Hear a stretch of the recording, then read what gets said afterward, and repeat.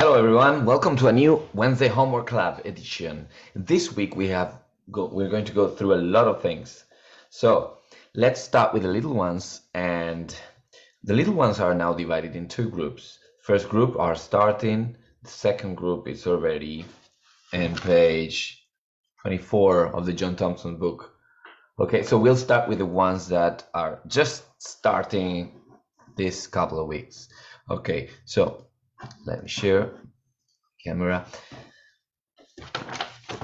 Last week we saw middle C as a semibreve. Remember, 4 counts for each semibreve. 1, 2, 3, 4. Middle C, it's here.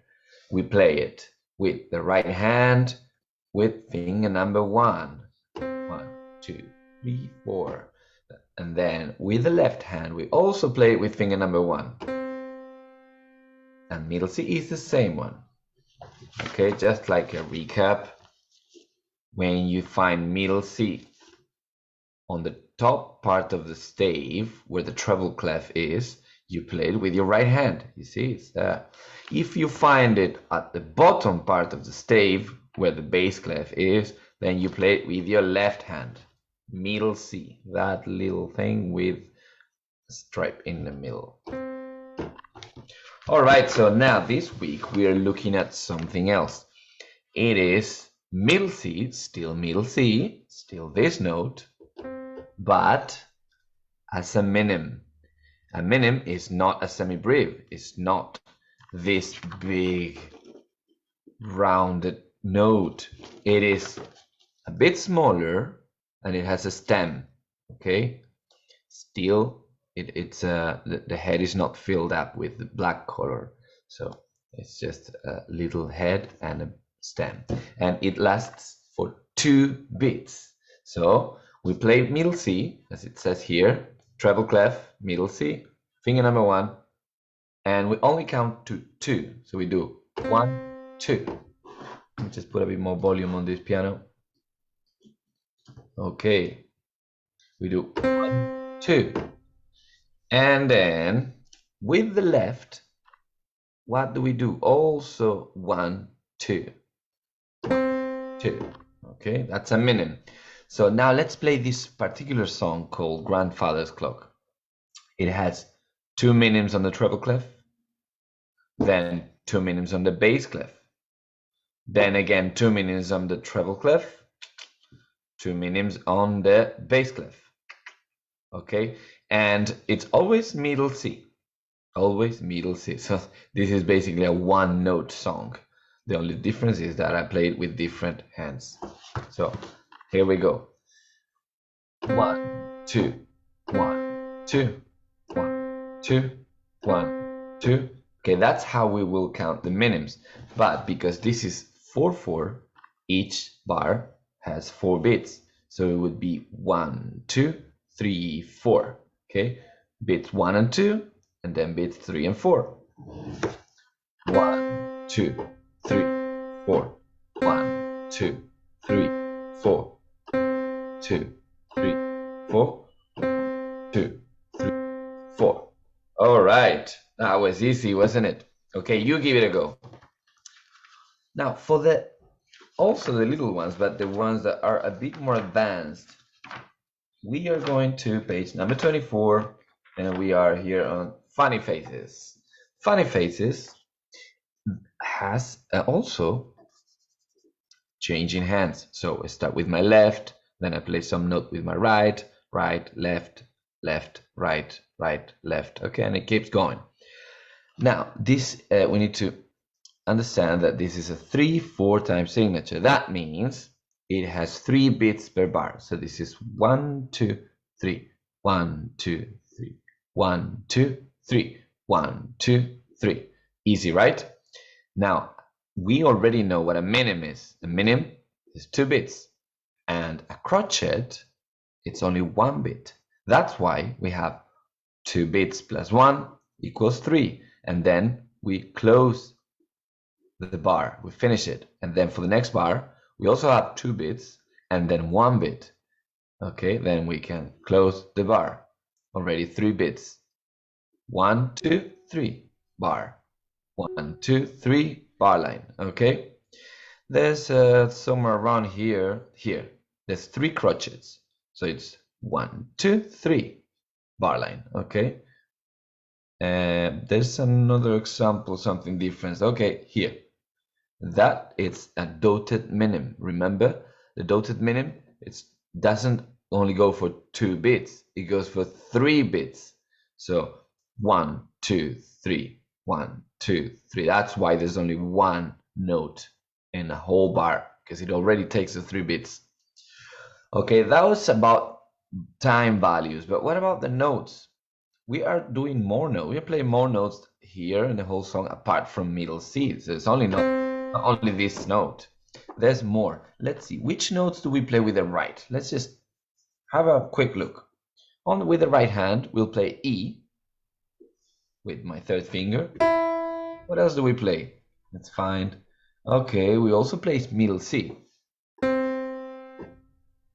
What else do we play? I can see a D here. We play D with our 2nd finger. So far, we've got C, D, and E. And there's no more notes apart from that with my right, sorry. Now with my left hand, we have C. We have, oh, look at this. What is that? With my 4th finger, that is G. With my 4th finger. What else do we have? I have a new note here. That's a B with my 2nd finger. And I think we don't have anything else apart from that. So right hand will play these 3 notes, and left hand will play C, B. Okay, now I'll play the song very slowly. We start with the left hand and go straight to the right. So that will mean 1, 2, 3. That's the first bar. You see? 1, 2, 3. This is the minim, and this is the crotchet with my 3rd finger. Now the next bar starts with the right and goes down to the left. So 1, 2, 3. See? Middle C with my 1st finger as a minim, 1, 2, and then G as a crotchet with my left. So let's start from the beginning. 1, 2, 1, 2, 3. Okay, now I'll play the whole song very slowly for you, okay? 1, 2, 3. 1, 2, 1, 2, 1, 2, 3. 1, 2, 1, 2, 1, 2, 3. 1, 2, 3. 1, 2, 3. 1, 2, 1, 2, 3. 1, 2, 3. 1, 2, 3. 1, 2, 3. 1, 2, 3. 1, 2, 3. Very good, very good. So when you need to practice the song a lot until you're able to play it fast. Okay, fast will sound a bit better, of course. It's meant to be played faster.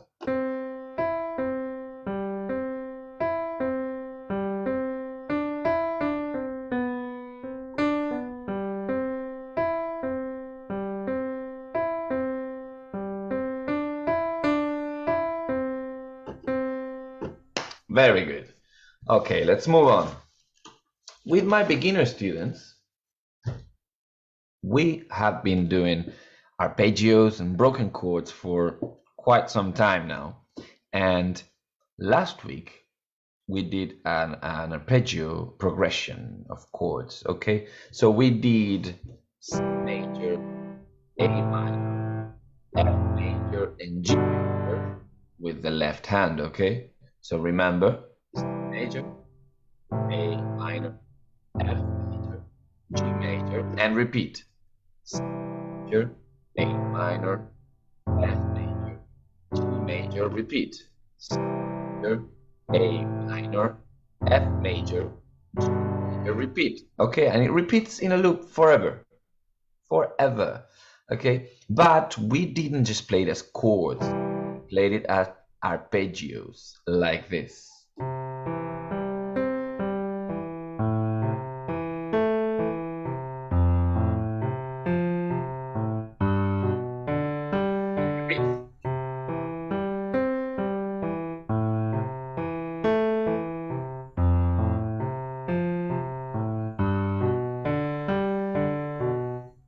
whenever we want to finish, we'll finish with a C chord. Okay? Always make sure you finish where you started. Otherwise, the song is incomplete, and it really feels like incomplete. So finish it, please. All right. Do I have to remind you how to play an arpeggio? Okay, let's do it. My left hand, okay, only. I can play it also with my right, but let's just focus on the left. So with my left, I'll use fingers number 5, 3, 2, and 1. Forget about number 4, please. Don't use it. So we'll do the notes of the chord, D, E, G, and repeat that last C. Okay, so it's the extra octave.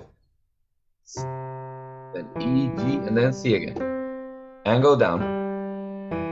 But don't finish on the first one. Don't finish on C. Go straight to the next chord, which would be A, right?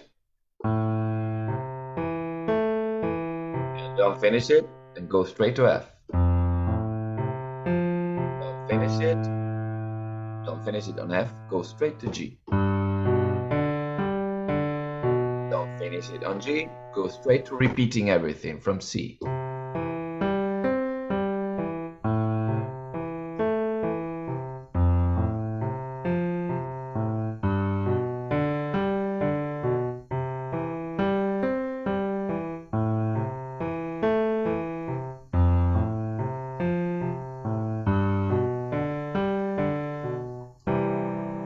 See, I finished on C major chord just as I started. Very good. But also this week, we were starting to learn how to improvise with my right hand. So we can start by just doing two notes only for each chord, like this. For example, we'll choose the note that is the tonic of the chord. Like, for example, the tonic means the main note of the chord. The main note of the C major chord is C, of course. So let's do it. And we'll go to A, and then we change the note. Go to F. And go to G. And repeat.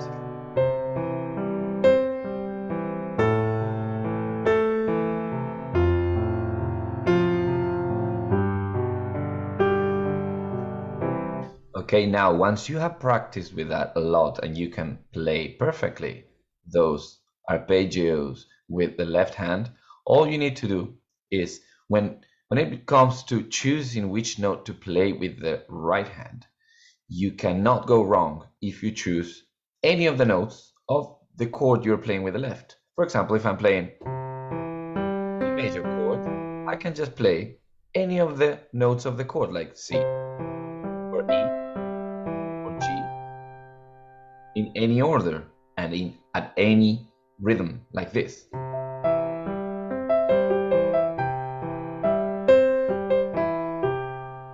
See?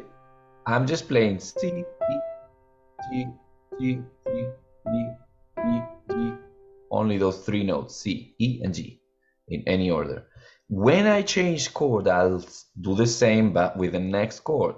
So it's A, C, and E in any order. So the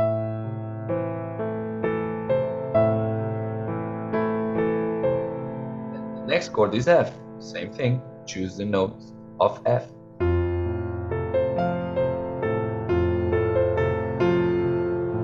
And G.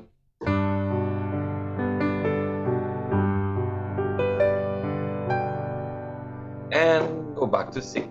So let's improvise a little bit with that kind of logic.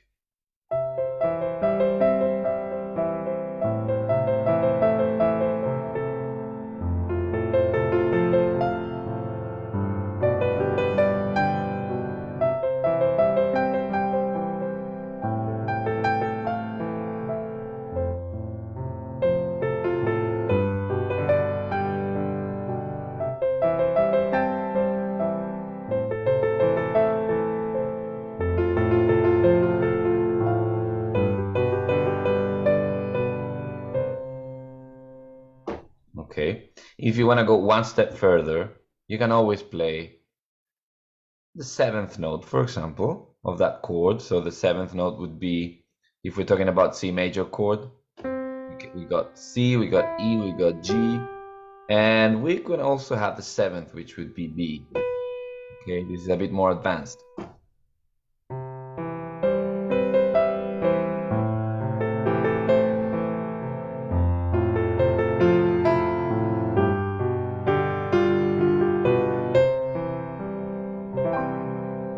Very good. Now, with my guitar students, we are still looking at the pentatonic scale. Pentatonic scale, I'll just remind you how to play it. Remember, let's choose any fret on the guitar. Let's say fret number 5. I always teach it on fret number 5. Okay, so let's choose fret number 5, and then we'll play 5. Will always play with this finger, finger number 1. Remember, there's 6 strings, 1, 2, 3, 4, 5, 6, and each string will have 2 notes. 2 notes. So one of them will always be fret number 5, and we'll play with this finger. So 5, and then with my pinky, I'll skip 2, and I'll get to fret number 8 with my pinky.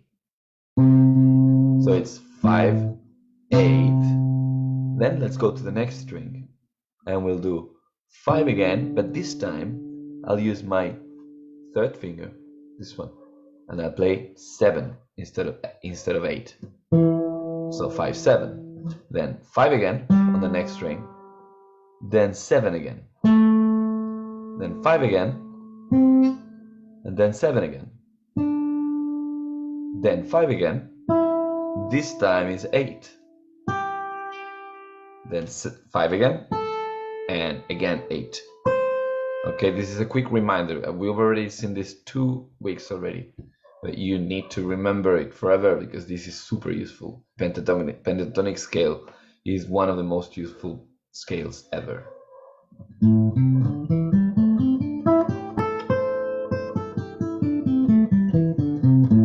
See if you can play it. 5, 8, 5, 7, 5, 7, 5, 7, 5, 8, 5, 8, and then backwards. Very good. You go practice with that scale. And with my music theory students that are currently doing grade 3 and also grade 1, let's talk about, last week we talked about the